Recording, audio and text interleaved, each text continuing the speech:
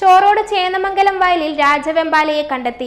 തോട്ടിൽ മീൻ പിടിക്കാനെത്തിയ സമീപവാസികളാണ് രാജവെമ്പാലയെ കണ്ടത്.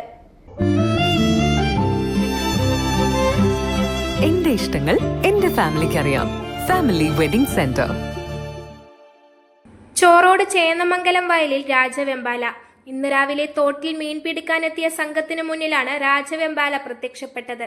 തോട്ടിലൂടെ ഇവർക്കരികിലെത്തിയ പാമ്പ് അല്പനേരം നിന്ന ശേഷം തിരികെ സമീപത്തെ പൊന്തക്കാട്ടിലേക്ക് മടങ്ങി. ചേന്നമംഗലം സ്വദേശി വിവേകും സുഹൃത്തുക്കളും ചേന്നമംഗലത്ത് കുട്ടോലി പാലത്തിനു സമീപത്തെ വയലിൽ മീൻ പിടിക്കാൻ ചൂണ്ടയിടുമ്പോഴാണ് 2 മീറ്ററോളം നീളമുള്ള പാമ്പിനെ കാണുന്നത്. ചേരയോ മൂർഖനോ ആവുമെന്നാണ് കരുതിയത്. വീഡിയോയിൽ പകർത്തിയ ശേഷം നോക്കിയപ്പോഴാണ് രാജവെമ്പാലയാണെന്ന് മനസ്സിലായത്. പിന്നീട് ഇവർ ദൃശ്യം കണ്ണവം ഫോറസ്റ്റിലെ സുഹൃത്തിന് അയച്ചു കൊടുത്ത ശേഷമാണ് രാജവെമ്പാലയാണെന്ന് ഉറപ്പുവരുത്തിയത്.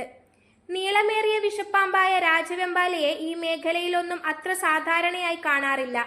മനുഷ്യരെ കണ്ടാൽ ഉടൻ സ്ഥലം വിടുന്ന സ്വഭാവക്കാരാണത്രേ രാജവെമ്പാല. News bureau, media Vadakara. അല്ല, ഇന്ന് നല്ല സന്തോഷത്തിലാണല്ലോ. അതെ, സന്തോഷത്തിലാണ്.